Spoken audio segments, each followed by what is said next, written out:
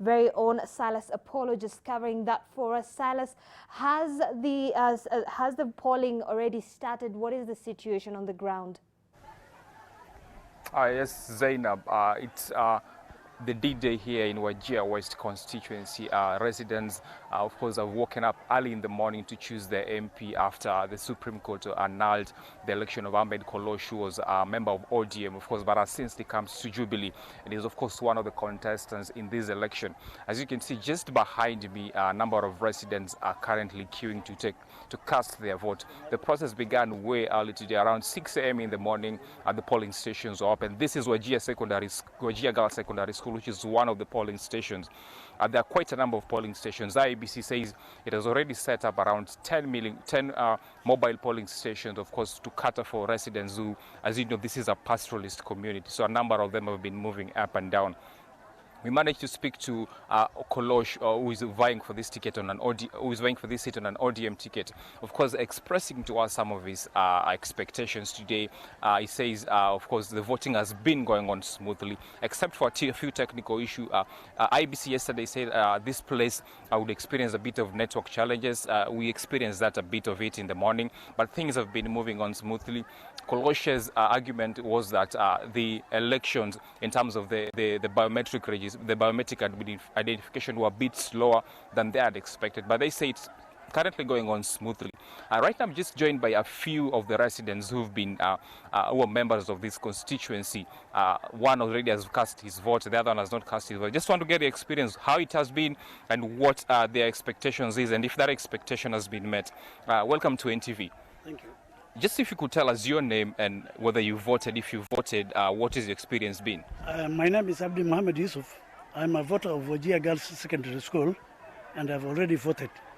What I can tell you here, the exercise is going very smoothly, and our expectation is very high.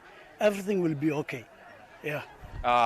There were earlier on concerns raised about the identification, the biometric identification, that they were a bit slow. Did you experience that challenge, or? In fact, I'm just a voter. I went just inside the room and voted and came out. I don't know what is happening there. You can ask it, probably there are some people who are concerned with that. But me, I have voted smoothly, and everything is running very softly. So far, so good? So far, so good. Okay. Actually, my expectation is very high. I'm a Jubilee supporter, and my candidate is going to win with a high vote. Okay. Asante sana. We just move on to another one. Welcome to NTV today.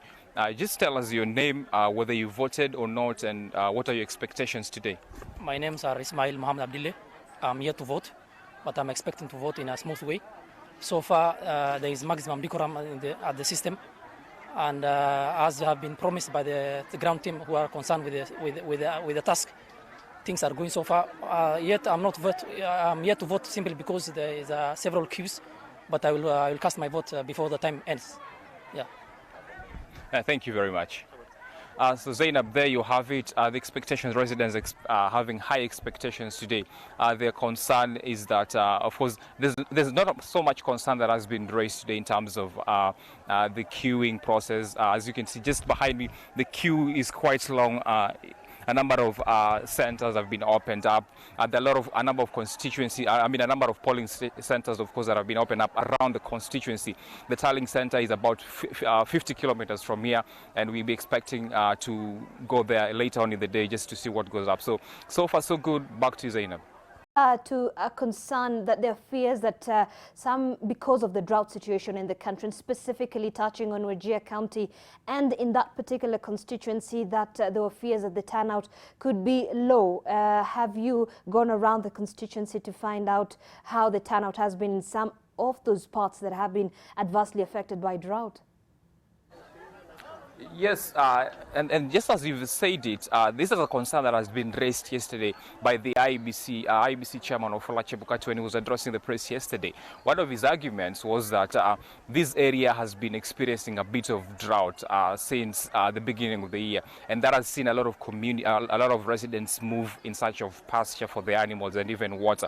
So there's been that concern that the number of voters in terms of voter turnout is probably going to be lower than the general election was course. But also, IBC says that the voter turnout has been pretty minimal in terms of in the by-elections. That is even in Embakasi South and the Ugenya by-election. And so it's something that they anticipate could be seen or could be witnessed also in Wajir West constituency. So yes, the drought has affected a number of people here, of course, and that is likely going to be witnessed in the voting, of course. But IBC also says that they have about 10 mobile polling stations which they expect to be moving around, of course, which people are going to vote, especially those who are on the move in search of pasture for their animals. So we've not experienced much of it yet. It could be a bit early to say whether the voter turnout is a bit low. Maybe that is something we could be able to tell you in the course of the day, probably by noon or towards evening, when the tallying, the number of voters we've been able to establish whether they were lower or not lower. So it's a bit early to say that, but yes, that concern has been raised and we'll be keeping you abreast going forward. All right, Zainab. all right.